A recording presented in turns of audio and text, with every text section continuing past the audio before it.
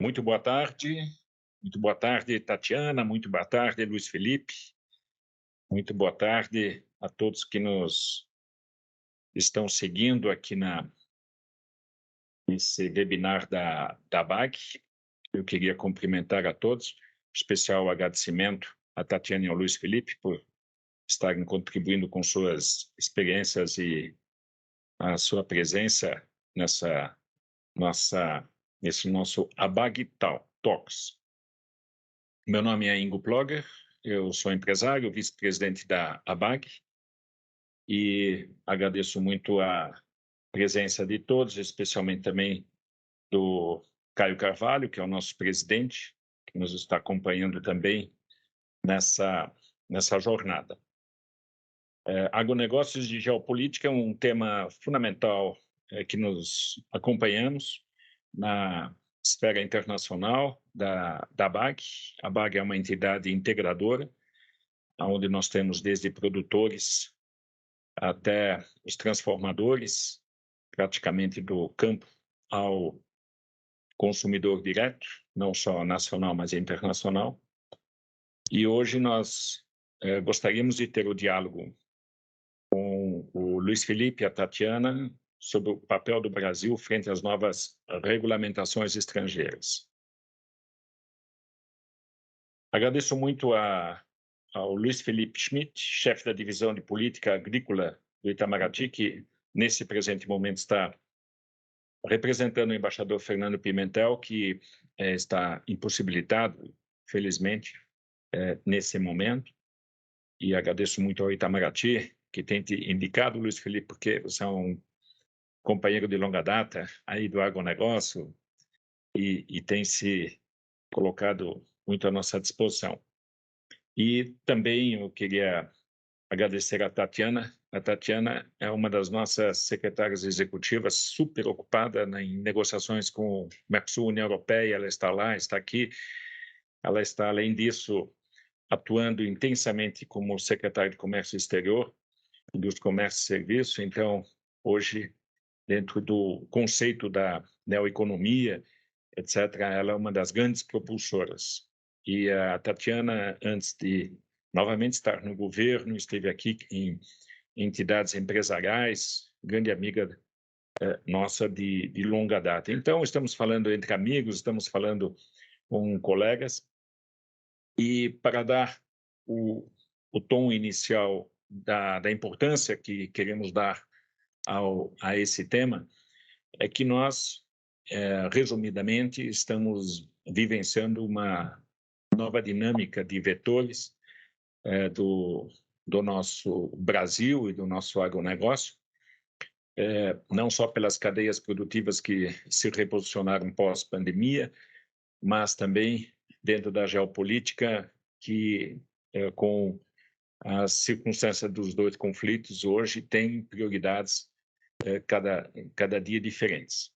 Soma-se a isso conjugações internacionais como os BRICS, como a União Europeia em uma configuração distinta, os Estados Unidos dentro de uma nova iniciativa junto a alguns temas que lhes são muito caros, mas também em relação à sustentabilidade. Além disso, temos pela frente a COP e o Brasil na liderança do G20, dos BRICS, do Mercosul, faz com que tenhamos propostas políticas econômicas que o Brasil, especialmente o Brasil, e aqui, para nós, o agronegócio, se compõe cada vez mais dentro de uma institucionalidade, mas também para os nossos negócios.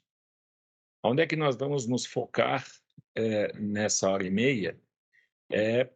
Em tentar entender um pouco mais, em primeiro lugar, o acompanhamento da OMC, que tem reduzido sua atuação, tem reduzido seu espaço de ser um ente internacional, de ser um ente global, onde todos os países filiados poderão evocar regras comerciais globais.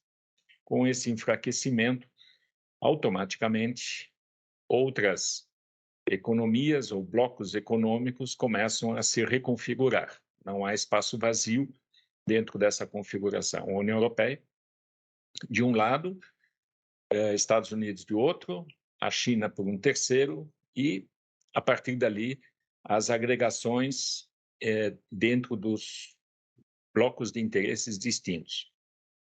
Na União Europeia, eu vou começar por ela, por talvez ser a mais complexa, é um conglomerado de uniões de 25 estados distintos, que cada dia negociam um tema de sua relevância na conjugação desta União Europeia.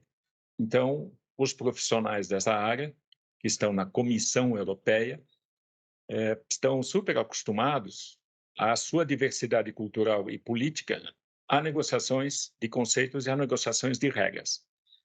Então, o grego está negociando com o português, o italiano com o alemão com o dinamarquês, e por ali vai. Então, a União Europeia, durante essas últimas décadas, se tornou um grande exportador de conceitos e um grande exportador de regras, que, pela sua diversidade, tem uma indução muito mais forte do que talvez o seu poder econômico.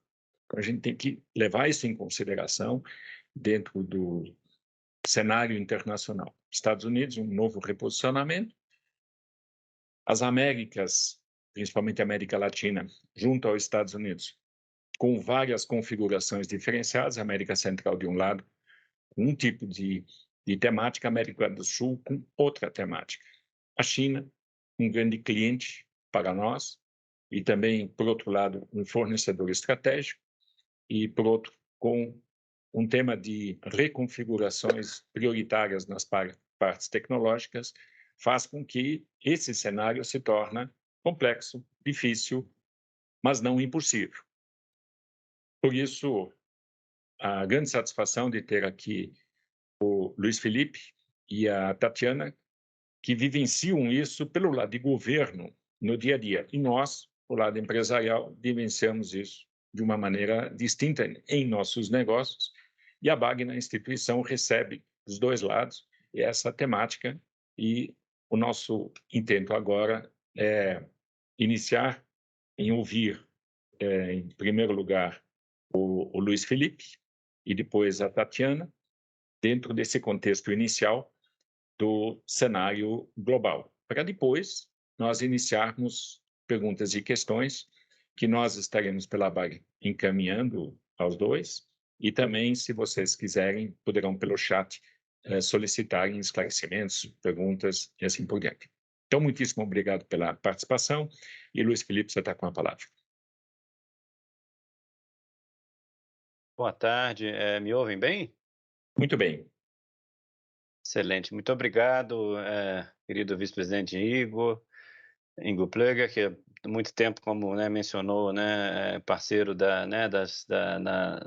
no agro. Eu, enfim, tive o prazer ali de estar liderando agora quase 5 anos aqui a divisão de promoção do agronegócio. Queria, em primeiro lugar, pedir desculpas pela ausência do embaixador Pimentel, que teve uma urgência médica agora há poucas horas, mas nada de grave, mas que realmente o impossibilitou de estar aqui com vocês. Então, faria o possível aqui para substituí-lo.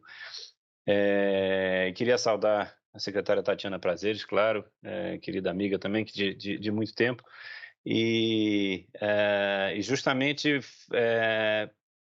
nas suas palavras sobre a OMC, me remete justamente a esse tempo, que, Tatiana, em que nós tínhamos um sistema de solução de controvérsias da OMC robusto e resiliente.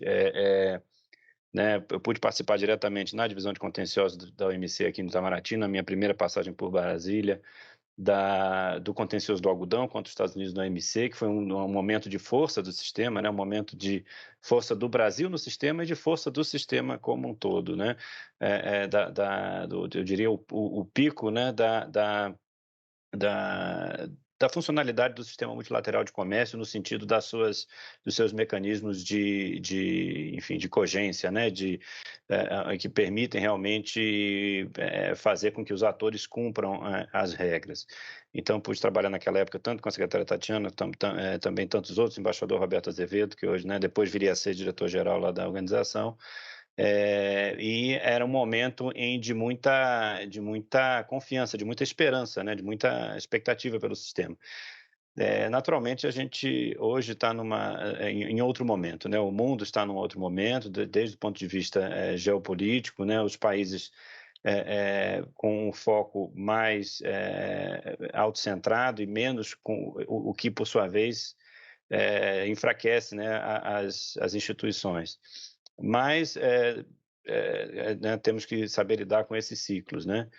E o Ministério das Relações Exteriores sempre, né, em ambas as fases, e mesmo antes, sempre foi os temas agrícolas sempre foram muito centrais para o Ministério. Isso é importante deixar claro. Muitos que se preocuparam né, a atuação do MRE, né, junto ao setor. É sempre importante reforçar isso. O MRE sempre foi um grande ator, teve os temas agrícolas muito centrais, desde a época das negociações das cotas de café na Organização Internacional do Café, lá atrás, no início do século, como já mais recentemente na OMC, na rodada do Uruguai, com todo que foi com a própria instituição do Acordo de Agricultura, e com o seu auge no G20 Agrícola, no início da rodada Doha, onde justamente o Brasil, numa coalizão de países, teve condições de travar o sistema realmente para que ele não caminhasse na direção que não era o que se esperava, né, nos melhor interesse do Brasil. Então, enfim, acho que isso fala por si só em termos das credenciais que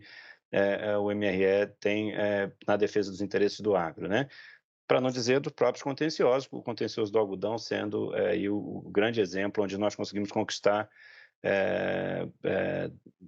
uma reparação para os Estados Unidos, uma compensação financeira atingindo quase 800 milhões de dólares para o setor, que permitiu, inclusive, o setor de maneira muito hábil, aproveitou muito bem os recursos e se estruturou de maneira excelente, como a gente vê hoje o grande sucesso do algodão no mundo brasileiro.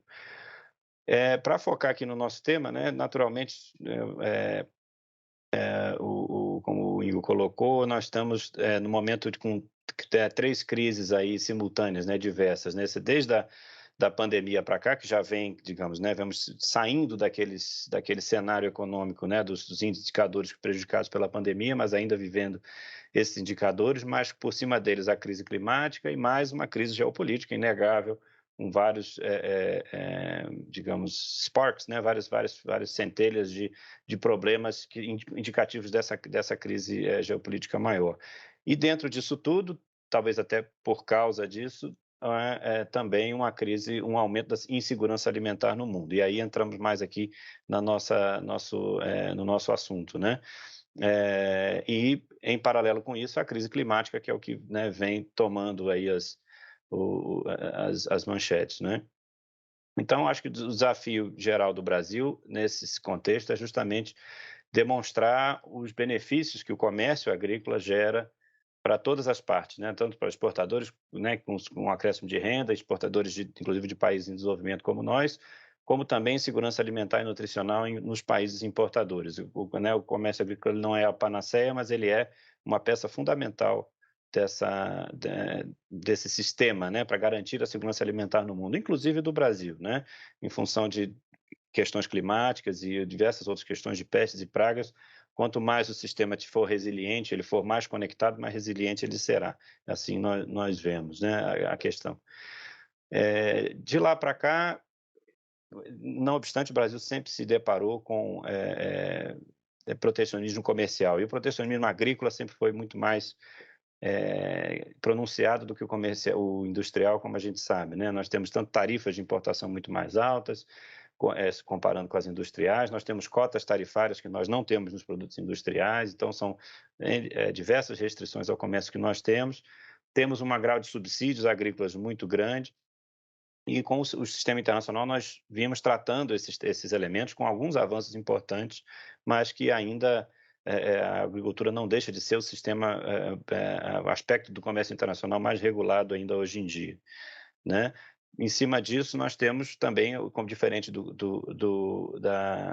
comércio industrial, a questão das barreiras sanitárias, né? Diferentemente de um produto industrial, né? Um país que quer produzir e vender um iPhone, algum produto industrial, basta que ele siga as regras de TBT daquele país que recebe, seja se a tomada tem tantos pinos, né, se segue tais e tais recomendações, se paga a tarifa, né, NMF daquele país, você pode exportar para aquele país. No produto agrícola não é assim, como vocês sabem. Isso gera todo um grau adicional de dificuldade. Para cada produto agrícola, em razão dos países quererem se proteger contra a introdução de pestes e pragas nas suas lavouras, nos seus rebanhos e proteger a sua população humana, eles têm a possibilidade justa de criar barreiras sanitárias e fitossanitárias. A questão é que muitas vezes essas barreiras são usadas como abuso, são abusadas, né, no seu propósito e se tornam barreiras protecionistas. Então, é mais uma chaga que a exportação agrícola sofre em particular, né? E agora nós temos, justamente entrando aqui no tema, uma nova geração, digamos, desse tipo de barreira, que são essas barreiras com justificativas exógenas ao próprio sistema, né, no sentido do próprio comércio agrícola, que são as barreiras tanto de ordem ambiental como de ordem social. Né, não só o que está mais em voga naturalmente é a questão ambiental, mas volta e meia se fala também em questões de padrões sociais, trabalhistas, de bem-estar animal, então uma série de outros temas que vêm se colocando como potenciais barreiras. E nesse cenário de esboroamento do sistema internacional, os países têm se tornado mais vocais e mais voluntaristas no sentido de impor, principalmente aqueles que detêm o mercado e né, o poder tanto de mercado quanto de opinião pública, de impor medidas unilaterais. E esse é o desafio que a gente se lida hoje, né?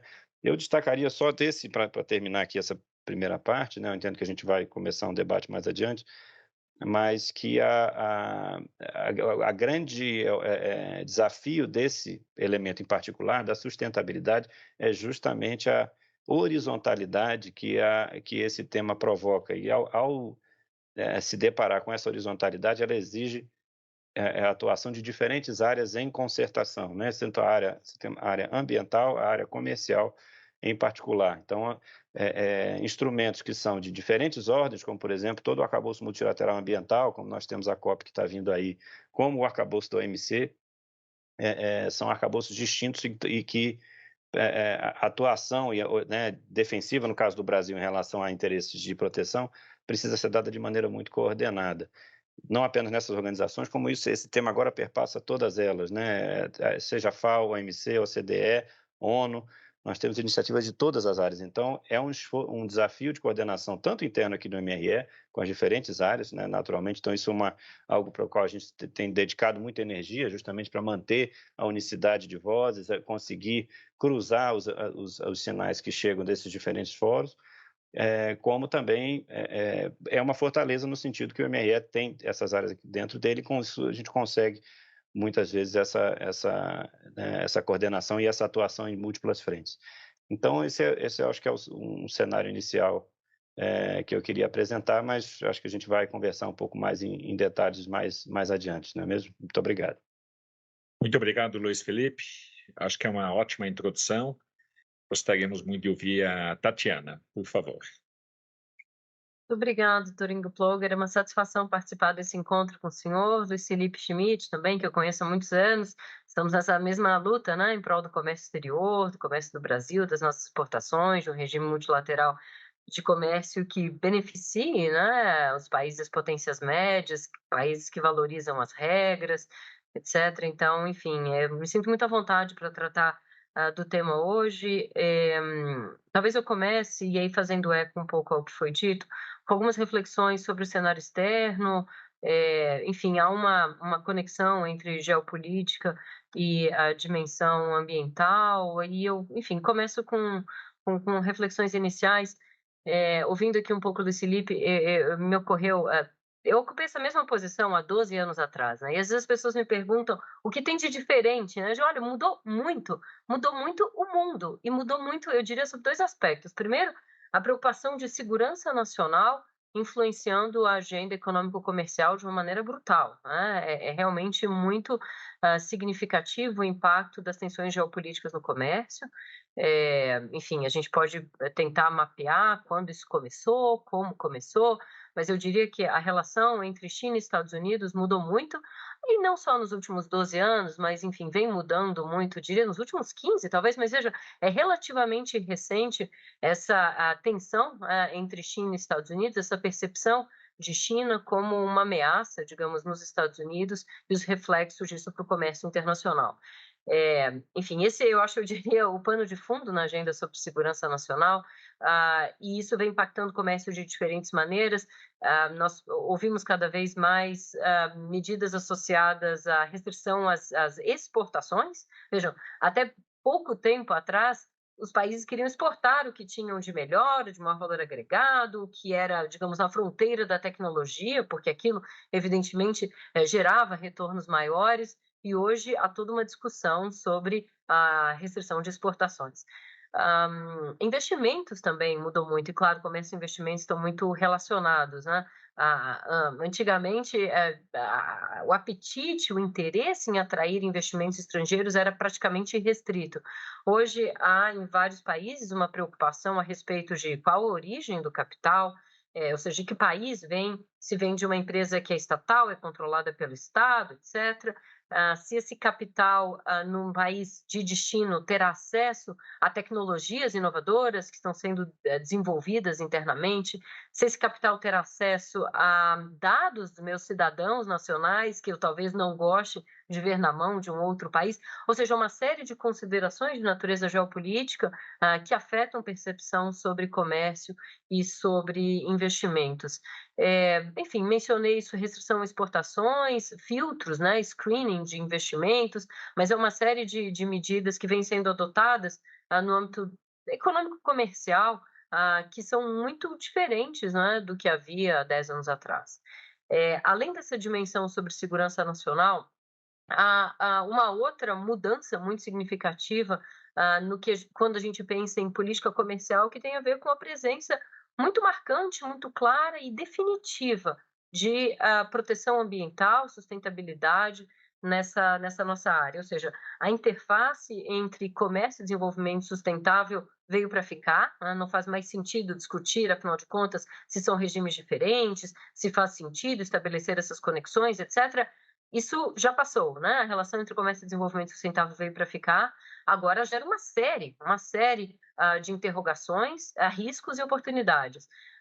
O que é inquestionável é que a relação entre comércio e desenvolvimento sustentável é algo definitivo, né, com o qual nós precisamos lidar. E quando a gente pensa na relação entre essas duas novidades, grandes novidades em política comercial, segurança nacional e sustentabilidade, o que eu diria é que há em comum entre elas o fato de que outros objetivos de políticas públicas passam cada vez mais a influenciar política comercial, né? Há pouco tempo atrás, talvez no auge da globalização, no entusiasmo com liberalização comercial, etc., via-se o comércio como gerador de riqueza, como de fato é, né? E hoje esse entusiasmo com o comércio vai cedendo espaço a outras preocupações, outras agendas, outros objetivos de política pública vão influenciando as discussões de política comercial mundo afora. É muito impressionante ver essas mudanças nos Estados Unidos, na União Europeia, em países que construíram o sistema multilateral de comércio da maneira como nós o concebemos. Realmente há uma guinada, né? Há uma mudança na maneira como se vê política comercial, como se vê comércio de forma geral. Muitas vezes a sensação que eu tenho é que o comércio é instrumentalizado em prol de outras políticas, né? E há uma série de riscos associados a essa mudança. Vejam, isso tem uma série de repercussões, eu acho que eu não quero expandir muito aqui, mas é muito importante ter clareza a respeito da mudança da percepção, a respeito do comércio internacional entre os países que, de fato, contribuíram para conceber o regime multilateral de comércio como a gente vê hoje. Os impactos disso são evidentes na OMC, para voltar ao ponto do Luiz Felipe, é muito claro. O que isso significa para o Brasil? Quais os desafios para o comércio exterior do Brasil, para o comércio do agro nesse contexto? Em primeiro lugar, eu acho que é muito importante a gente ter clareza da posição privilegiada em que o Brasil se encontra, como, enfim, uma referência inevitável, inescapável quando a gente pensa em proteção ambiental, quando a gente pensa em segurança energética, quando a gente pensa em segurança alimentar, quando nós pensamos na distância, digamos, que o país tem em relação aos centros de conflito, né, que nós vivemos no mundo hoje. Então, o Brasil está bem posicionado, digamos, diante dessas dificuldades, mas as dificuldades existem, né? É muito importante ter clareza de que, enfim, a economia internacional não cresce a um ritmo exuberante, que o comércio internacional cresce menos do que crescia no passado, cresce menos do que crescia pré-crise de 2008, 2009, e que a percepção do comércio a respeito do comércio, em função desses outros objetivos de política pública, acaba afetando o potencial que existe em razão do Brasil ser essa referência ambiental, energética e alimentar, ser essa potência que é nessas três frentes, em razão também de nós estarmos diante dos centros, dos epicentros, né, das tensões geopolíticas do mundo hoje. Eu acho que esse é o pano de fundo, né? O Brasil bem posicionado, mas o mundo muito mais desafiador para o que, enfim, para que o Brasil exerça esse potencial na sua plenitude. Eu vou aprofundar aqui um pouquinho na discussão sobre comércio e desenvolvimento sustentável, da maneira como nós vemos hoje, porque isso é realmente muito importante. Em primeiro lugar, de novo, a gente parte do pressuposto de que essa relação veio para ficar, nós não brigamos com essa relação. Na verdade, há desafios e oportunidades associadas a essa interconexão crescente entre comércio e desenvolvimento sustentável. Há um compromisso desta administração com o desenvolvimento sustentável, com o combate ao desmatamento, e os bons números já apresentados nessa área ajudam a dar credibilidade a esse discurso que compõe, né, esse reposicionamento do Brasil lá fora. Ou seja, são bons resultados em matéria de combate ao desmatamento, combinados com, enfim, essa disposição, o discurso, a narrativa, a mensagem política, mas que tudo compromisso com essa agenda. Agora, enfim, há muitos desafios, o Luiz Felipe mencionou, barreiras desnecessárias ao comércio, barreiras às vezes incompatíveis com as regras internacionais, num contexto em que o valor das regras é também posto em xeque. O que nós fizemos aqui, doutor Ingo, quando nós assumimos, foi realizar uma grande consulta pública a respeito dessa interação entre comércio e desenvolvimento sustentável. Foi uma consulta que motivou, gerou muito interesse, acho que foram 700 respostas a respeito dessa conexão, né? Então, por exemplo, bom, aqui 24% vislumbram uma oportunidade, 71% consideram que seria tanto uma oportunidade quanto um desafio, 5% entendem que é basicamente um desafio, e aí nós aprofundamos, não é, no questionário da consulta pública, os aspectos que o setor privado, a sociedade de maneira geral, entendem como mais sensíveis nesse esforço, né, enfim, nesse ambiente de oportunidades e desafios. Enfim, e aí nós passamos a aprofundar um pouco os desafios, né? Onde é que o setor privado, a sociedade civil, enxerga um risco, não é, para o posicionamento do Brasil no exterior, para as exportações brasileiras, em função dessa agenda de sustentabilidade. Muitas menções ao mecanismo de ajuste de carbono na fronteira da União Europeia, muitas menções à lei anti-desmatamento, a gente pode falar sobre isso, aliás, sobre todos esses temas um pouquinho mais para frente, mas isso aparece claramente como uma preocupação do setor privado brasileiro. Normas, padrões, etc., de maneira geral, aparecem, né? Padrões mais restritivos que o necessário para o atingimento de um objetivo legítimo, padrões incompatíveis com as regras internacionais, exigências incompatíveis com as regras internacionais. Isso tudo ficou muito evidente na nossa consulta. E a nossa consulta também mostrou oportunidades, né, onde o setor privado identifica oportunidades para esse novo momento. O posicionamento do produto brasileiro no exterior, a partir dos seus atributos de sustentabilidade, é algo que ainda precisa ser melhor explorado, né? É necessário, como eu disse, adotar políticas adequadas, né, alinhadas com esse esforço de combate enfim, a mudanças climáticas, mas é importante que a gente saiba associar digamos, essas políticas, as credenciais brasileiras nessa área, a produtos e marcas do nosso país no exterior. Então, como virar essa agenda, né, virar a pauta, como sair da defensiva de um país que é objeto de restrição adotada, de restrições adotadas por outros países, para um país que consegue valorizar os seus ativos no exterior a partir dessas credenciais, é o grande desafio do governo brasileiro nessa área de comércio e sustentabilidade neste Também. momento. Eu devo dizer que a discussão sobre comércio e desenvolvimento sustentável, na nossa visão, tem sido excessivamente limitada a uma dimensão do desenvolvimento sustentável. Ou seja, desenvolvimento sustentável, na definição das Nações Unidas, inclui desenvolvimento sustentável sob o ponto de vista ambiental, social e econômico. Claro, toda a ênfase nesse momento na dimensão ambiental. O Brasil valoriza as outras dimensões do desenvolvimento sustentável naturalmente. E no âmbito ambiental, uma ênfase muito grande na questão do desmatamento, ainda que saibamos, enfim, sabemos todos, enfim, o desmatamento não é o grande vilão das mudanças climáticas, é o uso de combustíveis fósseis, mas como disse o embaixador André Corrêa do Lago outro dia, cada país se tornou especialista no problema alheio, né? Todo mundo sabe, na verdade, onde é que é o calcanhar de Aquiles do outro, e digamos, esse é um pouco o pano de fundo da nossa conversa com os europeus, por exemplo, na conclusão da negociação Mercosul-União Europeia, ou seja, uma ênfase em desmatamento, quando na verdade o problema é mais amplo, né? Mesmo no aspecto ambiental, o problema é muito mais amplo do que desmatamento, mas do ponto de vista de desenvolvimento sustentável, é importante que a gente mantenha um olhar atento para esses outros pilares Também. de sustentabilidade. Também. Talvez eu pare por aqui um pouco Tá bem. para que a gente possa, enfim, discutir nas perguntas, mas a minha mensagem é essa: há uma oportunidade para o país, nós estamos trabalhando para fazer bom uso dela. Muito obrigada.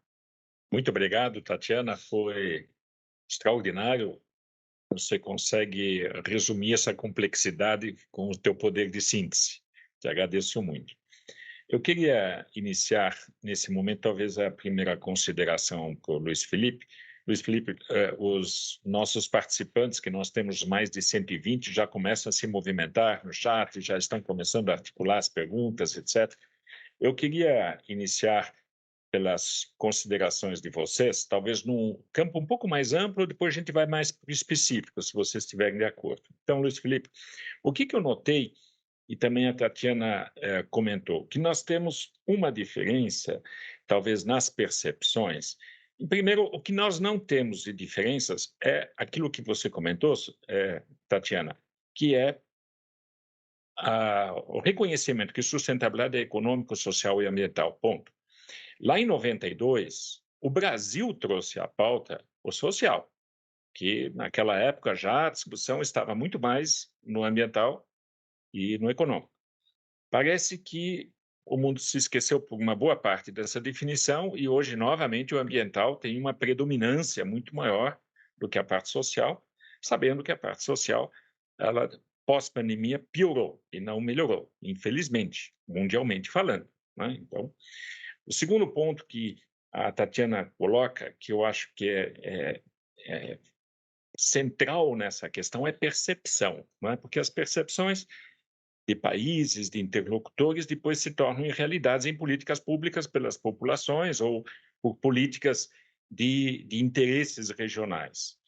E aí a Tatiana coloca um ponto que eu acho muito relevante, que é uma questão de que, aonde antigamente a gente tinha praticamente um consenso mundial que o comércio era importante também para o desenvolvimento social, parece que isso aqui diminuiu para interesses mais locais, mais regionais, né?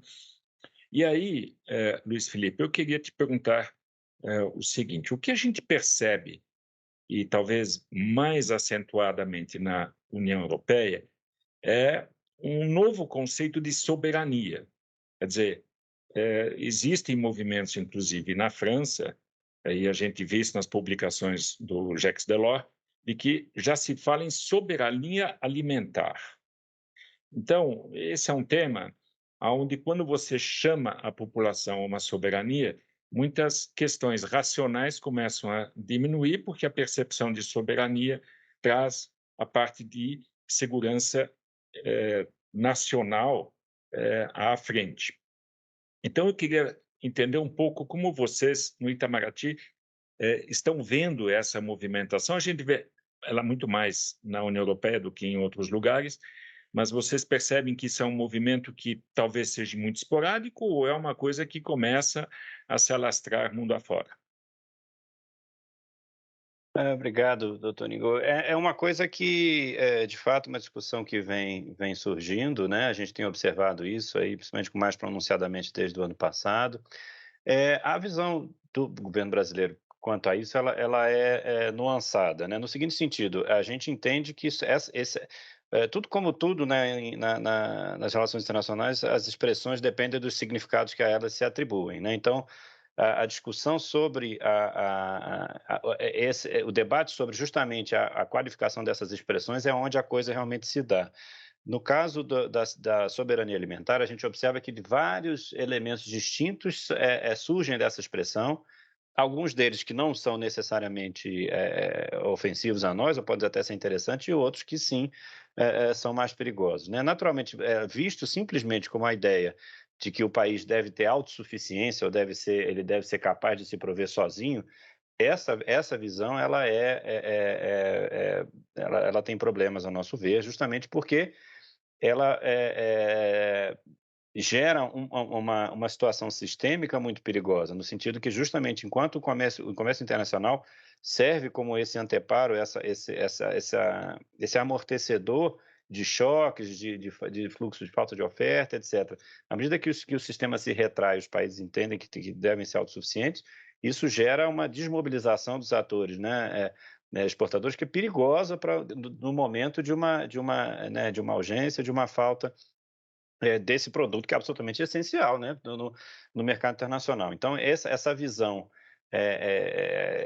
autárquica, autóctone de que os países devem se prover por si e tal, não é a melhor definição de soberania alimentar que a gente entende. Agora, é uma discussão, uma expressão que está aí, que ela já está consolidada em documentos da FAO, até mesmo outros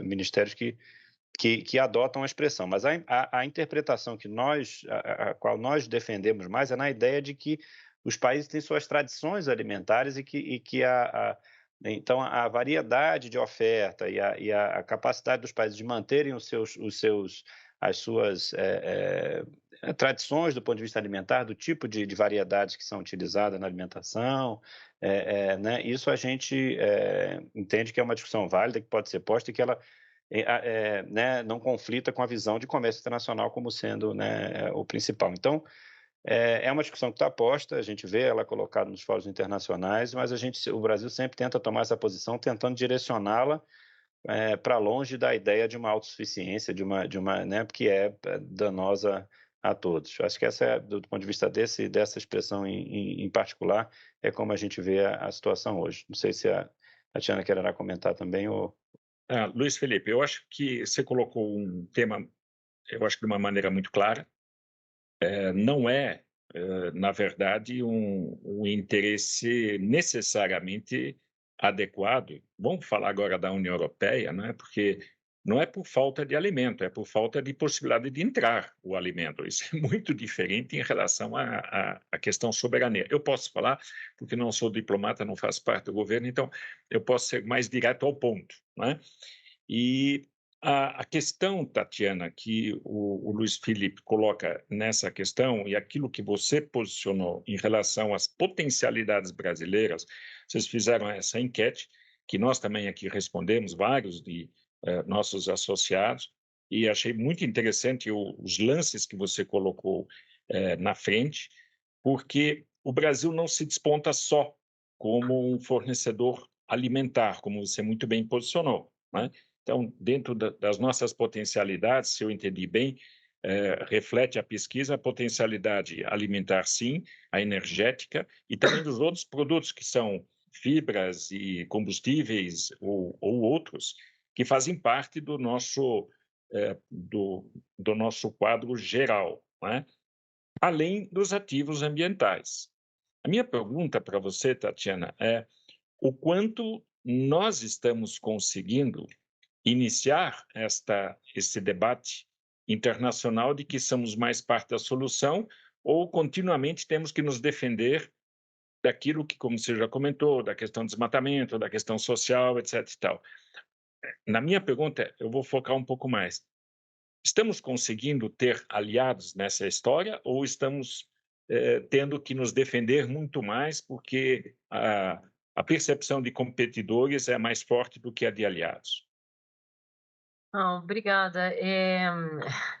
Como eu mencionei, eu acho que esse é o principal desafio nessa interseção entre comércio e desenvolvimento sustentável, um pouco virar essa página, ajudar a influenciar o debate internacional de maneira a que a gente consiga valorizar as nossas credenciais de sustentabilidade, né? Quando a gente pensa na matriz energética brasileira, é evidente que nós estamos muito à frente de vários países que hoje adotam barreiras em função do desmatamento no Brasil, etc. Ou seja, é importante reenquadrar os termos do debate e, para isso, eu destacaria o papel do G20, né? O G20 é uma grande oportunidade para o Brasil buscar moldar, influenciar o debate internacional a respeito dessa agenda. Aliás, tenho trabalhado muito com o Luiz Felipe, embaixador Fernando Pimentel, embaixador Maurício Lírio, exatamente nessa agenda. Como fazer bom uso da plataforma do G20 para que a gente consiga reenquadrar os termos desse debate. Agora, isso é no plano internacional. No plano doméstico, como eu mencionei, resultados consistentes de avanço no combate ao desmatamento são importantes, mas, ao mesmo tempo, é importante que o desmatamento não seja sozinho, não é, o vilão da discussão sobre combate a mudanças climáticas. Então, eu destacaria o papel do G20 nesse momento, depois o papel dos BRICS, né, e sem falar da COP, que a gente ainda cedia. Ou seja, há um alinhamento de fatores que permitem com que o Brasil se reposicione no cenário internacional, influencie o debate global de uma maneira ainda mais acentuada, porque hoje nós já fazemos isso, né? Estou olhando aqui para o Luiz Felipe, esse esforço, por exemplo, de levar à OMC uma preocupação comercial específica relacionada à legislação de desmatamento, o esforço de aliança com vários países que apresentaram em Bruxelas uma carta assinada, etc., por vários, expressando as preocupações. Ou seja, isso já está acontecendo, mas eu diria que esses grandes eventos no Brasil oferecem uma oportunidade única.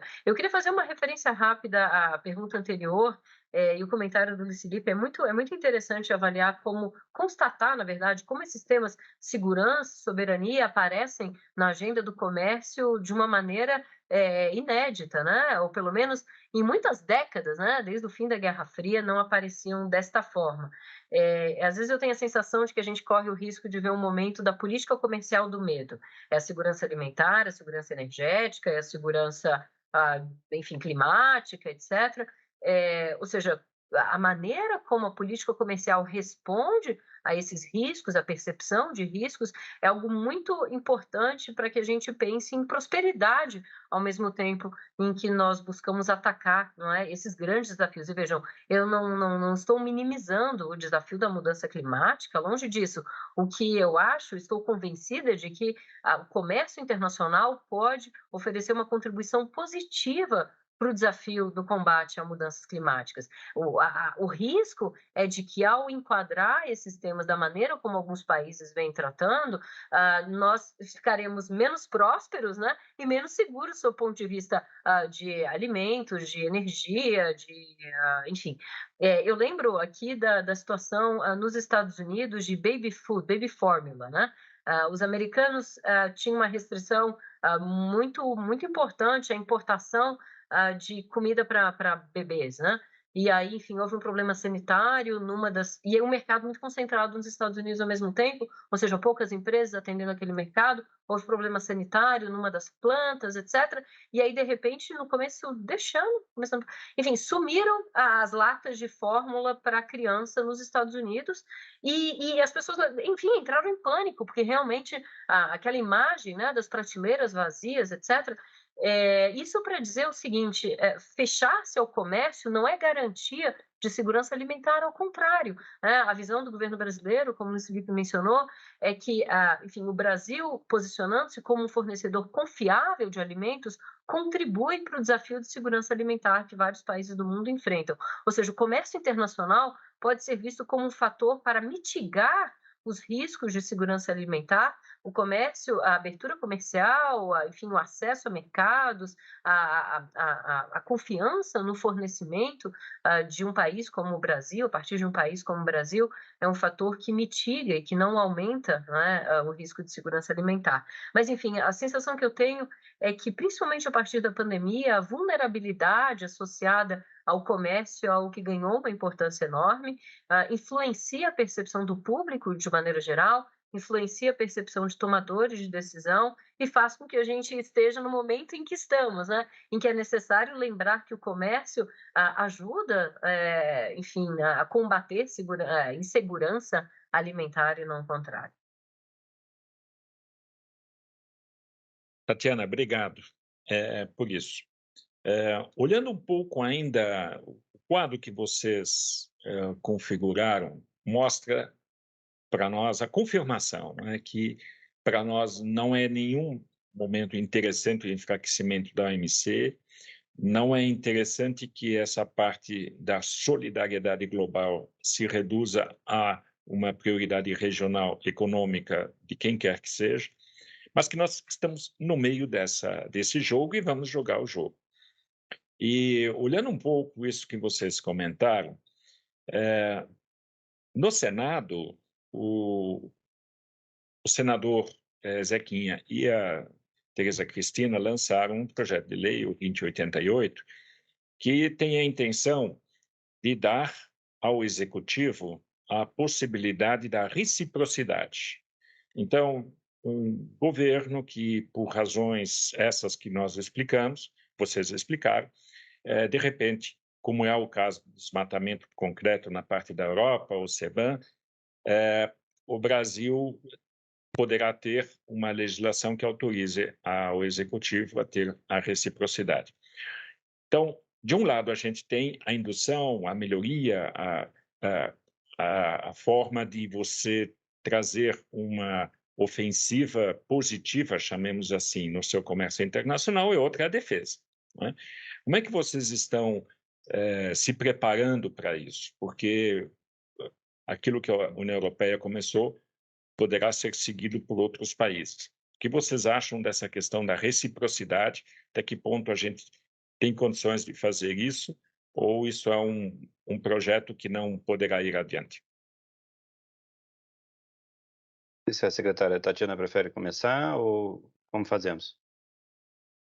Fique à vontade, Lucília, vai lá. Bom, sem dúvida, assim, a gente compreende, é natural, né, que diante de um momento de recrudescimento desse tipo, os países, né, se armem para não, né, não ter que usar outra opção, outra palavra, dos recursos que têm para atuar num sistema internacional menos regulado, mais próximo daquele estado de natureza hobbesiano lá que era dito na teoria internacional, onde todos, né, todos contra todos e cada um por si, né? É um cenário que não nos agrada, né? Como Brasil, como potência média, né? O sistema sempre nos foi muito favorável. Aliás, é importante lembrar que né, o sistema sofre hoje, mas nós somos grandes vencedores do sistema em determinado aspecto, né? Quando a gente olha os números de de exportação do Brasil hoje, né? Que eles são tanto resultado de um aumento da produtividade, de todos os fatores que a gente não cansa de aqui, como diplomatas e, né, todo o governo no exterior, mostrar, né, a transformação que se deu no Brasil não foi via desmatamento, e sim via regulação tecnológica, via Embrapa, via empreendedorismo, via, né, mas também é importante que os países tenham, como se diz, que o sistema funcione, né? E o sistema tem funcionado em parte, né? Eu quero dizer o seguinte: tanto do lado interno a gente teve o nosso aumento de produtividade, como do lado externo a gente teve mercados abertos, dispostos a importar, né? Então, hoje o Brasil é fornecedor importante para muitos países, né? Isso é importante a gente ter em mente.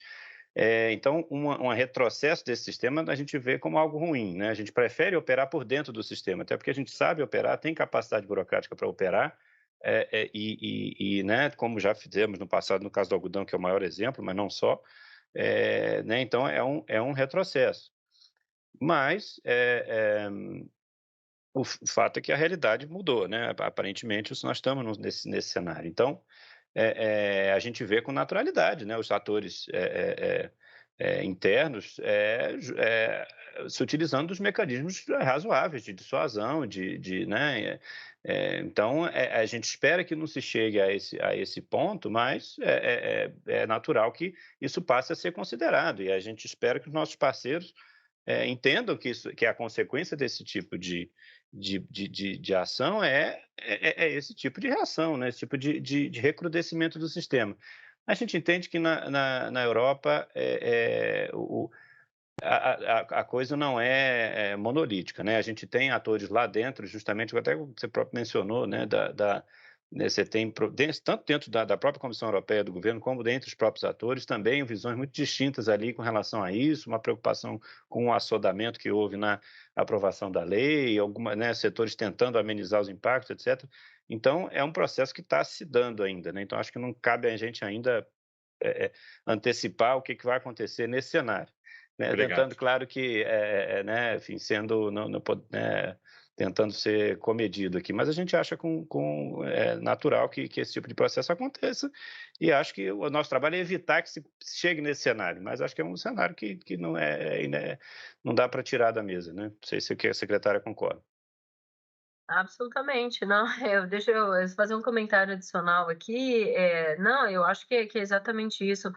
Vejam, o CIBEM em particular, né, que, enfim, motiva em parte essas reações, na nossa visão é problemático por vários motivos, a gente pode falar sobre isso aqui, mas é importante que o governo brasileiro discuta com os europeus em condição de igualdade, que a gente saia dessa posição defensiva em que eles adotam uma legislação e depois, enfim, cabem a legislação que é unilateral, que é extraterritorial, que é pouco transparente, que é provavelmente incompatível com as regras internacionais, e diz, virem-se, né? Vejam, é necessário que a gente busque equilibrar as condições para que a gente possa defender os nossos interesses. Eu concordo com o Felipe, não gostaria de ver isso implementado, mas eu acho que é útil, sinceramente, que haja mobilização da sociedade no Brasil, dos diferentes atores políticos, econômicos, etc., para que a gente possa encontrar um bom termo, né, para essas discussões. Vejam, idealmente, nada disso estaria acontecendo, né? Idealmente, nós estaríamos na OMC discutindo regras internacionais adotadas por consenso, etc. Tá bem, os europeus seguiram em frente, mas há consequências para medidas que são unilaterais, discricionárias, arbitrárias. Eu digo, os europeus são parte interessada e juízes ao mesmo tempo quando tratamos de CIBEM, ou seja, são eles que decidem e são eles que se beneficiam, digamos, da sobretaxa. Há uma série de aspectos que precisam ser considerados e, como disse o Luiz Felipe, faz sentido para o Brasil que todas as opções sejam sobre a mesa. Então, ao mesmo tempo em que nós, no âmbito da negociação Mercosul-União Europeia, tratamos desse assunto, nós não abrimos mão de questionar na OMC, enfim, existe, né? Brasil e União Europeia são parte do mecanismo temporário para solução de conflitos, etc., e que, no limite, a gente tem instrumento para enfim, responder se for necessário. Ingo, você mencionou algo que é realmente muito importante, o efeito Bruxelas, né? O que se faz na União Europeia não costuma ficar na União Europeia. Há um efeito de replicação, um efeito demonstração para várias das medidas adotadas no âmbito europeu. Então é importante que o Brasil, desde o início, tenha clareza a respeito das opções de como lidar com isso. E vejam, sem excluir o diálogo, como eu falei, o G20 é uma oportunidade muito rica para que os países estabeleçam parâmetros mínimos, né, a respeito de como lidar com essas medidas ambientais que afetam o comércio. Então, faz sentido que tudo esteja sobre a mesa, inclusive a possibilidade de o Brasil, enfim, considerar a pegada de carbono associada enfim, matriz energética, por exemplo. Eu não gostaria de ver isso implementado, eu acho que, enfim, estaremos todos piores se houver uma grande fragmentação, multiplicação e fragmentação de regras de CBAMs, né? Mas vejam, eu entendo de onde vem, né? Eu entendo o que move o parlamento nesse momento, sobretudo no contexto em que o Brasil regulamenta o mercado de carbono, ou seja, haverá um custo, né, para determinados segmentos econômicos do Brasil E esses segmentos dizem: "Bom, como fica o comércio em função disso?", né. Então, enfim, só para reiterar aqui, fazer eco às palavras do Felipe, não gostaria de ver isso implementado, mas eu entendo e francamente acho útil que nós, mantenhamos todas as opções sobre a mesa neste momento. Muito bom. Tatiana, deixa colocar um pouco também a posição empresarial e que não é só a tradição da BAG, é do IPA, é da CNA, da OCB, da SNA, etc. São vários parceiros dentro desse aspecto que a gente acha, sim, que faz parte de uma defesa comercial, a reciprocidade. A gente distingue muito bem o que é a reciprocidade de uma retaliação. Nós não estamos falando de retaliação, estamos falando de reciprocidade. Ou seja, pegamos aquilo que eles colocam como suas regras, espelhamos essas regras para eles. Então, vamos citar dois exemplos rápidos. Um, que é a questão do desmatamento. Na União Europeia, a gente sabe que existe um desmatamento ilegal na Romênia e que eles usam essa madeira para fazerem pallets. Ora, o que vale para nós, vale para eles. Então, numa legislação de reciprocidade, você podia dizer, meus amigos, eu gostaria que vocês também considerassem isso e assim por diante. Aí, o entendimento virá rapidamente, não é?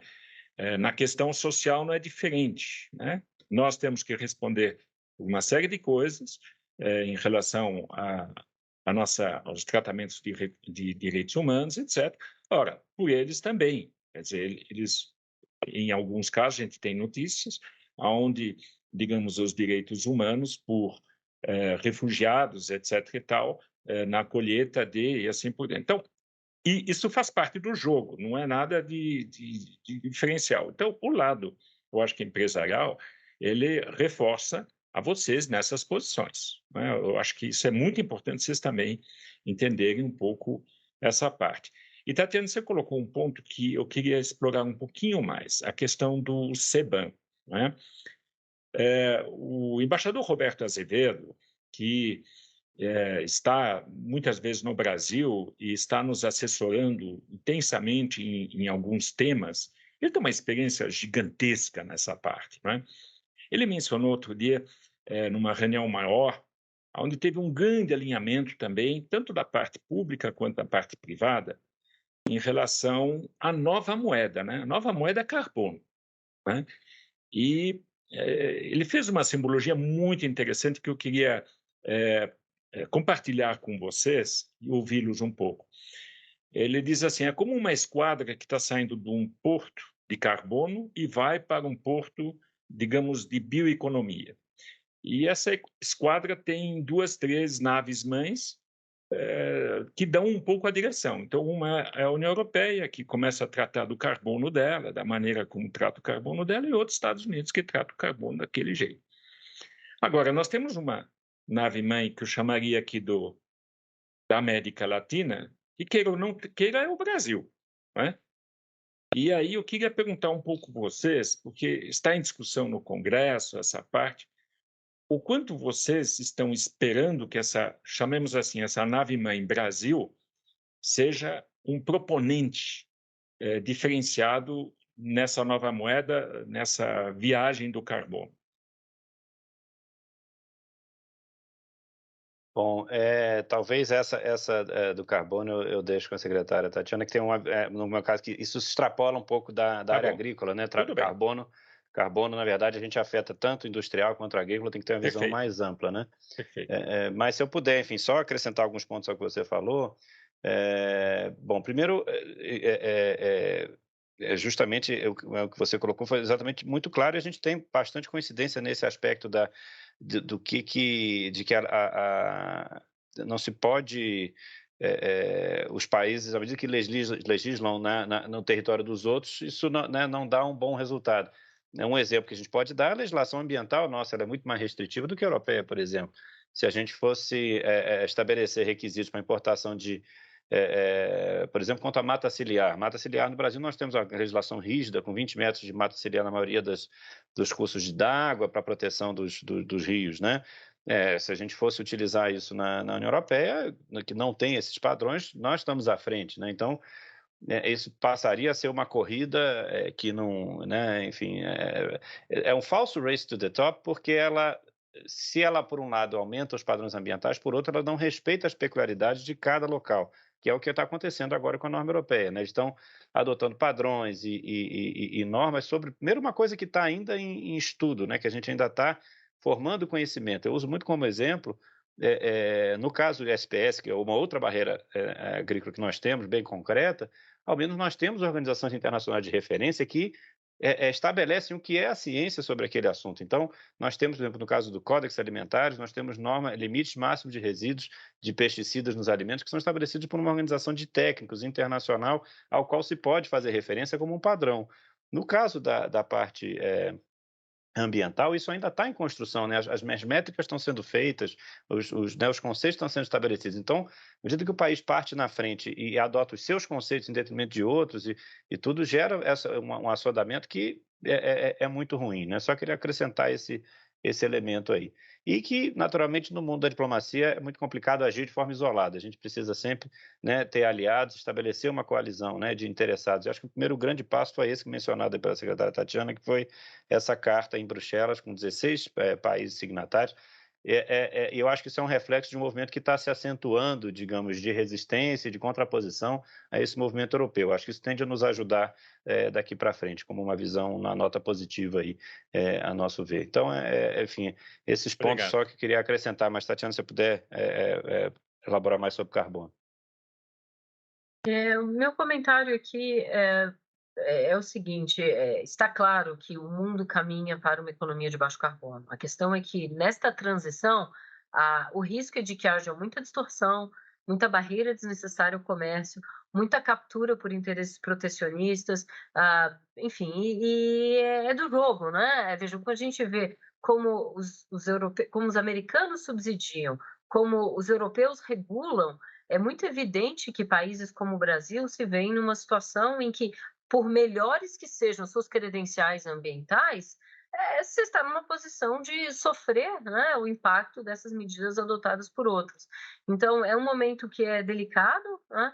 É um momento em que, como eu mencionei, cada um se torna especialista na dificuldade, no calcanhar de Aquiles do outro, e que países com capacidade ou de subsidiar ou de definir regulação no âmbito global por esses mecanismos que a gente falou, de influenciar, etc., acabam tendo um poder, há um desequilíbrio, né, nesse jogo, mas o Brasil tem condições, como eu mencionei, a sua capacidade de construir consensos, de utilizar essas plataformas, né, de que dispõe, etc., para, de alguma maneira, trazer a voz de países que não têm os bolsos fundos dos outros e que não têm a capacidade de influenciar a regulação global como alguns outros. Então, há uma percepção cada vez mais compartilhada, especialmente no mundo em desenvolvimento, de que há um impacto, enfim, de países, né, que não têm condições, que não têm as mesmas condições que outros, e que isso precisa ser considerado na discussão de padrões globais, para que essa transição rumo a uma economia de baixo carbono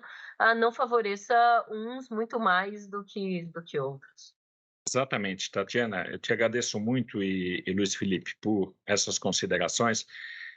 Nós estamos trabalhando nessas frentes porque não só a legislação ela tem que ser consistente com as nossas potencialidades, mas ela precisa buscar as questões futuras dessas discussões. Então, vou dar um exemplo, Tatiana, que você mencionou, e o Luiz Felipe indiretamente.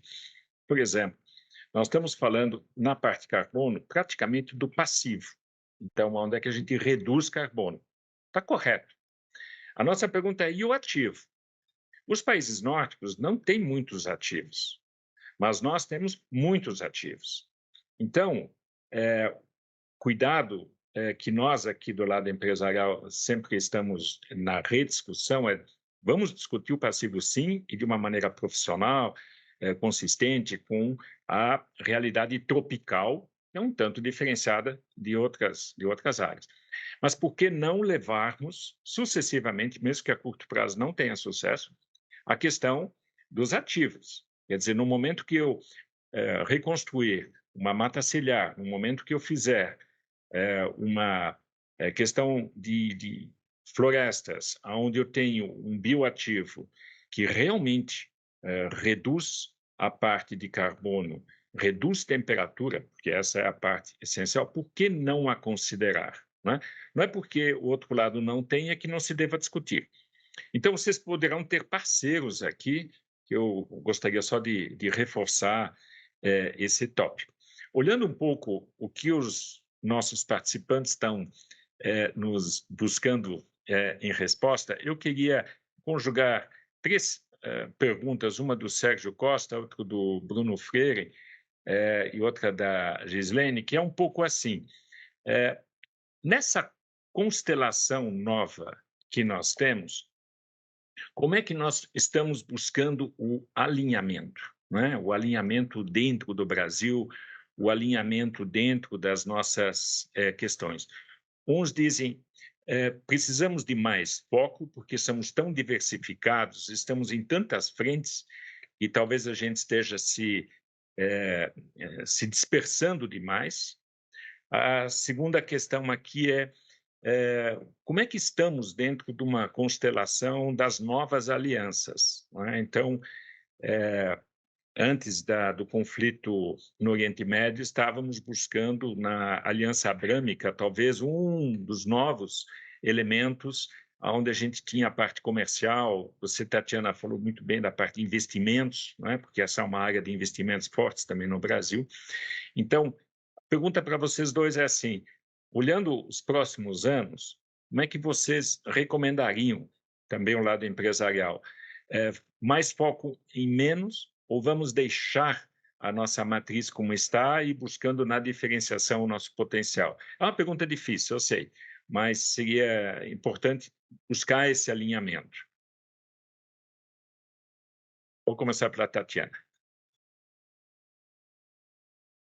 Bom, a pergunta é ampla, né? Não sei se, enfim, eu tenho condições de endereçar, mas eu diria que é muito importante o engajamento do setor privado nesse exercício, né? Ou seja, não é um esforço de governo apenas, é um esforço de toda a sociedade nas duas frentes, né? Tanto para a transição para uma economia de baixo carbono, quanto também para o reposicionamento da imagem do país no exterior, porque, afinal de contas, enfim, posicionar produtos, serviços, marcas brasileiras no exterior a partir dessas credenciais de sustentabilidade passa necessariamente por um esforço que é também do setor privado. Ouvir as suas considerações, Ingo, me fez pensar no conceito de power shoring, né? No fundo, é importante resgatar aqui, ou seja, como o fato de o Brasil ter uma matriz limpa, confiável, barata, poderia ser mais, ah, ah, permite com que o Brasil se posicione no mundo como uma origem, com um destino de capital, de investimento estrangeiro, ou seja, um país onde se pode produzir com uma pegada menor de carbono, e também um fornecedor relevante para países, empresas que buscam diversificar as suas fontes de provimento, olhando também, né, não apenas, mas também para a questão da pegada de carbono. Há estudos bem interessantes que eu acho que fornecem elementos para esse novo momento do país, que, de novo, fazer bom uso desse momento exige uma confluência de esforços público-privado. Eu devo dizer que no governo, bom, primeiro, é um governo que, evidentemente, tem agenda ambiental, enfim, como prioritária. O Ministério do Desenvolvimento foi recriado, e uma das novas características do MIDIC é a criação de de uma Secretaria de Economia Verde, né? É muito, enfim, é muito emblemático do momento em que nós vivemos, é emblemática da importância que nós atribuímos para esse assunto. Mas, enfim, várias estruturas do novo governo têm órgãos com olhar para essa dimensão ambiental. O Itamaraty tem feito um trabalho muito importante de garantir um alinhamento, né, no discurso, na interlocução com atores externos. O que nós sentimos nesses primeiros meses de governo, um interesse muito grande pelo Brasil, pelo que o Brasil está fazendo, pelo que o Brasil está fazendo nessa área, e esse risco enfim, os riscos da falta de coordenação são muito grandes. Então, é só para dar o meu testemunho aqui desse esforço de coordenação de mensagens. Agora, do ponto de vista, digamos, de definição de uma prioridade, há uma clareza de desenvolvimento sustentável. Aliás, essa discussão sobre prioridade é algo que é muito próxima, enfim, do Itamaraty, do MIDIC, porque, afinal de contas, qual é a prioridade no Brasil no G20? é uma pergunta que nos consumiu aí durante uns meses e, portanto, não há dúvida nesse momento de que a questão do desenvolvimento sustentável é prioritária e isso repercute para baixo, ou seja, cada órgão, cada, enfim, a entidade de governo adapta, abraça esse desafio a partir da sua própria missão. Então, eu acho que a coordenação vem a partir de uma visão clara, né, de qual é a prioridade, mas também desse esforço no dia a dia de alinhar a mensagem, definir em conjunto as ações, etc. Eu tive semana passada num evento muito bacana feito aqui no Instituto Rio Branco, enfim, com entidades relacionadas ao agro, em que nós estávamos justamente falando da legislação anti-desmatamento da União Europeia, que tinha o vice-presidente da República, o ministro do MIDIC, a ministra do Meio Ambiente, o ministro da Agricultura, representante do Itamaraty no alto nível, e aí os 4 secretários, né, do MIDIC, Itamaraty, MMA e Agricultura, tratando do esforço coordenado de lidar com as implicações da legislação anti-desmatamento. Então, enfim, uma longa explicação aqui para dizer que essa preocupação com definição, clareza da prioridade e articulação intragoverno para isso é algo que eu sinto de uma forma muito presente, mas eu chamo aqui a importância, o destaque para a importância da participação do setor privado nesse esforço também. Excelente, obrigado. Luiz Felipe. Perfeito, acho que a Tatiana colocou tudo aí. Eu acho que uma coisa muito importante, talvez, para ressaltar, é essa na multiplicidade de ações que têm sido tomadas, né, no âmbito internacional, porque, né, a lei anti-desmatamento é um exemplo, mas tanto em nível setorial, por exemplo, nós temos o setor do café se organizando aí para, enfim, se adequar nessa nova realidade. O setor brasileiro tem se posicionado muito bem nesse foro no exterior. Isso acontece em outros setores. É muito importante que onde houver oportunidade de vocalizar, né, que isso não se deixe só na mão do governo, a necessidade de vocalizar dentro dos foros que se apresentam internacionalmente essas preocupações. É claro que sempre é importante que o discurso esteja alinhado, mas acho que nós até já passamos dessa fase. A gente já tem um discurso bastante, acho que os atores já estão bem conscientes e bem conscientes desse discurso do que né, qual é a posição para o Brasil de maneira mais ampla. Então é importante se utilizar, eu acho, dessa prática. Como ela falou da questão né, o G20 vai ser uma grande vitrine, o G20 não se limita às reuniões empresariais, sempre isso é conjugado com uma série de eventos paralelos no setor privado, na academia, existe o T20 dos think tanks, existe o B20 né, de business, existe, então isso, o G20 é essa grande vitrine que nós vamos ter aí às nossas portas aí para tentar justamente chamar a atenção do mundo para esse assunto. No momento que eu acho que é mais favorável no sentido que nós já tomamos o primeiro tranco e agora acho que está havendo um movimento do mundo de dizer, peraí, né, assim, né, numa certa reação que eu acho que esse G20 tende a impulsionar, a ser uma oportunidade de impulsionamento desse freio de arrumação. Então a gente torce para isso também. E nos fóruns internos também é importante. A ABAG é um ator essencial nessa congregação mais ampla do setor. A gente, enfim, queria até deixar, né, parabenizar a associação. Tive presente em alguns congressos, a capacidade de mobilização e com uma visão muito moderna e muito voltada para essas preocupações que muitas vezes não se tinha em determinado momento, né, lá atrás, e o setor e a ABAG, acho que como vanguarda, tem muito chamado a atenção para isso, e a gente concorda. Chegou a ter uma visão no passado de dizer, isso não importa, o futuro é a Ásia, vamos esquecer a Europa. Isso a gente não concorda com essa visão, entendo que vocês também não, né?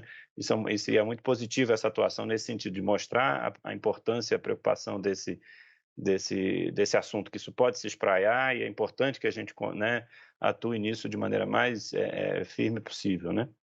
Perfeito, então, Luiz Felipe, perfeito. E Luiz Felipe, deixa eu comentar isso que você comentou. Para nós, a ABAG, é fundamental a gente ser parte de um todo. Né? Nós nos entendemos como isso. Então, a gente é contributivo, juntamente com a CNA, o pessoal das cooperativas, fundamental. Nós temos cooperativas assim de excelência no Brasil, e isso lá fora nem sempre é conhecido, né? Porque isso é participação social na veia. Né? E a participação do pequeno, a participação da mulher. Nós tivemos um congresso há pouco tempo, do Congresso Nacional das Mulheres do Agro, com 2.300 participações por 2 dias. Quer dizer, isso é inserção, né? E, então, nós fazemos questão de buscar sermos parte de muitas associações e trabalhar na conjugação. Nós tivemos um mês atrás uma reunião aqui na Federação de Indústrias, onde raras vezes a gente viu tanta união dos setores na preparação para a COP. Normalmente cada um entra com um assunto diferente, etc. e tal. Mas desta vez a sensação era, não, a gente tem que estar juntos, né? A gente tem que estar com uma pauta conjugada. É claro que eles vão falar mais da parte alimentar do que da parte energética, afinal, a base deles é petróleo. Então, mas nós vamos falar sobre isso, como vocês também, né? Quer dizer, foi até uma recomendação de vocês nesse sentido, né? E eu queria ainda mencionar um ponto para vocês. Nós fazemos parte do grupo de países produtores do Sul, que são a Argentina, Uruguai, Paraguai e o Brasil, que é coordenado pela Argentina, e poucas vezes na nossa história estivemos tão unidos, esses 4, em relação às pautas internacionais. E mais do que isso, Luiz Felipe e Tatiana, eles estão pedindo que o país assuma uma liderança nesses assuntos. E aquilo que vocês falaram da Carta de Bruxelas, o que nos impressiona muito? São muitos países latino-americanos, e principalmente países caribenhos, assim como também da Indonésia, tropicais, né, que entraram conjuntamente. Então, fazendo a referência do power shoring do nosso amigo comum, né, o Jorge Arbache, lá da CAF, a gente tem, no meu entender, uma oportunidade única do Brasil liderar na América Latina temas, não é? E há 2, 3 anos atrás, a Tereza Cristina o fez. Hoje nós temos essa possibilidade. Eu queria só encorajar muito a vocês, de vocês buscarem esses parceiros latino-americanos para fazer isso ser um movimento muito maior. Podem contar conosco sempre. Olhando um pouco o tempo, e a gente aqui é muito disciplinado, porque a gente sabe das agendas de cada um, o Caio ainda fez um comentário, como presidente, que como é que vocês veem, digamos, a construção de uma nova OMC? Eu sei que no momento está tudo conjugando para o contrário, mas também há uma discussão de uma nova construção da OMC. E se eu puder aproveitar essa pergunta e dar para vocês, a cada um, 5 minutos para fazerem suas conclusões, aí depois eu dou por encerrada essa reunião, haja visto que às 16h30 nós estávamos programados para terminar. Então, vou começar com o Luiz Felipe desta vez e depois vou pedir para a Tatiana, por favor. Perfeito. Vou tentar ser conciso, mas eu queria só reforçar o ponto que você colocou sobre a importância da visibilização do nosso sistema produtivo e da diversidade que nós temos. Você falou das cooperativas, que eu acho um ponto central, e aí entra num terceiro, pensando aqui na estrutura do Ministério, isso exemplifica a questão. Nós aqui de Política Comercial estamos na Secretaria Financeira, nós temos todo o pessoal da Secretaria de Clima tratando da toda a parte multilateral, a COP28 que vem aí, então, né, coordenados com ele para que as posições prevaleçam. E temos o pessoal de promoção comercial, com o embaixador Laudemar, tratando justamente da exposição da marca Brasil da melhor forma. Então, temos programas junto com a Apex Brasil, o PAN Agro, que é um programa onde participam as entidades. É importante que isso, né, todo esse tipo de veículo possa ser utilizado para mostrar a sustentabilidade e a produção do Brasil. Você falou de América Latina, isso é muito importante tocar nesse ponto, porque também vem de uma construção nossa de bastidor muito grande de tentar, a gente nunca teve, como América Latina, uma voz no sistema multilateral. A gente conseguiu nessa construção, no ano passado, na MC12, uma primeira declaração dos países latinos em favor dos sistemas alimentares e da importância do comércio desimpedido. É uma região muito diversa, uma região que não é claro, que o Mercosul, o Cone Sul, ele é mais digamos, sinérgico, mas a América Latina mais ampla, ela tem várias diferentes condições. A gente conseguiu e tem conseguido atrair essas pessoas, esses países, para falar em conjunto, justamente em função dos desafios que a gente enfrenta. Então, já conseguimos em 22, e temos agora o que está se revelando é justamente essa aproximação crescente, né? A grande dificuldade que você falou do Brasil liderar, que a gente tinha no passado, do papel do Brasil, que também aí toco na questão, inclusive, da própria reconstrução do OMC, é que até aqui, com essa questão ambiental, nós éramos vidraça, né? Nós estávamos num problema. A questão do desmatamento ela abafava qualquer tipo de ação que nós tomássemos. Então, o Brasil até tinha um certo cuidado de não se colocar como protagonista, porque nós tínhamos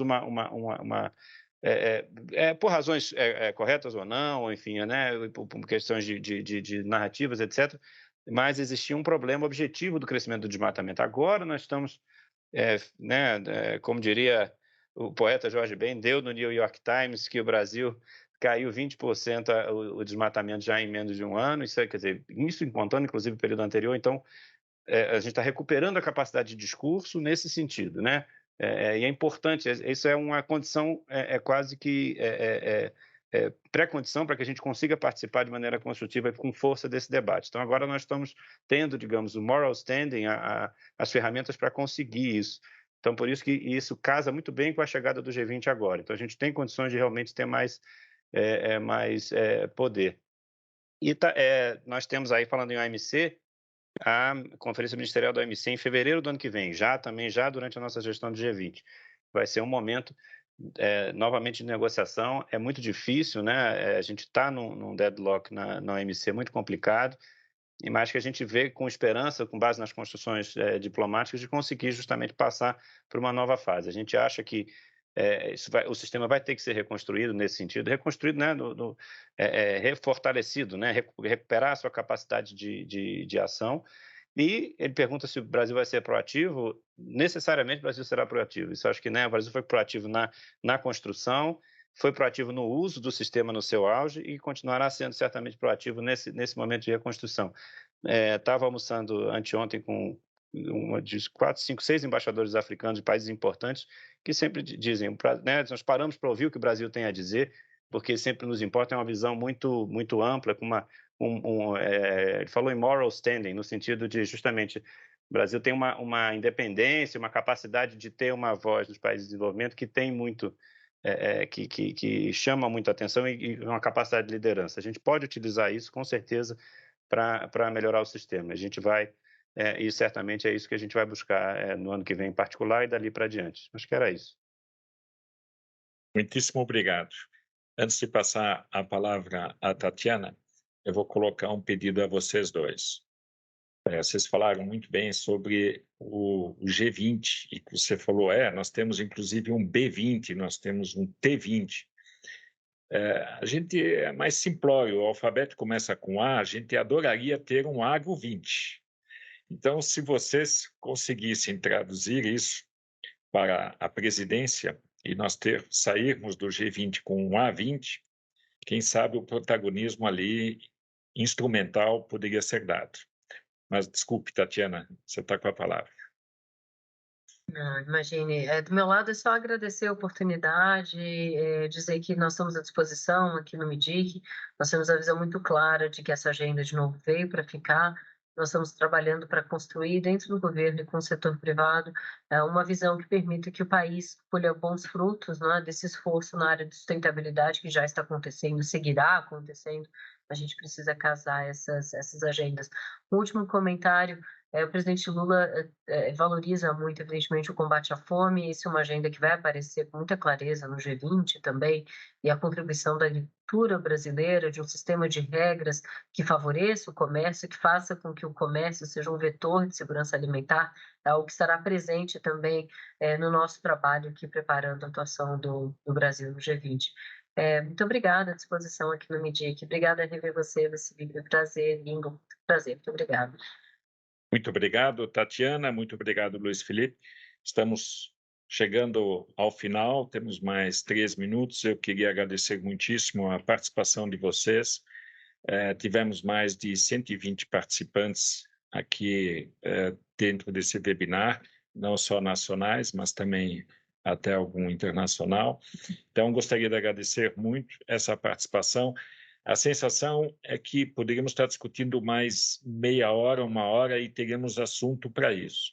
Mas eu queria ressaltar 3 pontos. Em primeiro lugar, ficamos muito impressionados com a maneira como vocês estão tratando os assuntos, de uma maneira aberta, contributiva e de uma maneira muito objetiva e clara, o que nos fortalece muito no nosso esforço de estarmos juntos. Em segundo lugar, o profissionalismo com o qual vocês estão trabalhando os temas. E, por último, eu gostaria de colocar não só a BAG, mas também as outras instituições que estão conosco à disposição sempre para a gente poder aprofundar os nossos temas. As pessoas que aqui estão com a gente, eu queria agradecer muito a paciência, de 1 hora e meia. Praticamente ninguém saiu dessa reunião, que mostra o interesse muito alto que vocês deram a essa audiência e meus profundos agradecimentos e respeito. Muito obrigado.